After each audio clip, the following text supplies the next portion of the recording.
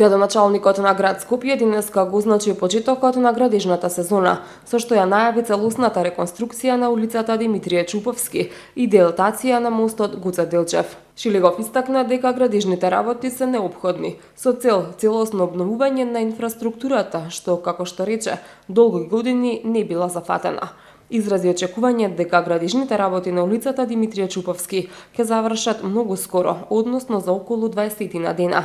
Тој посочи дека реконструкцијата на мостот Гоце Делчев би требало да биде завршена во текот на летниот период.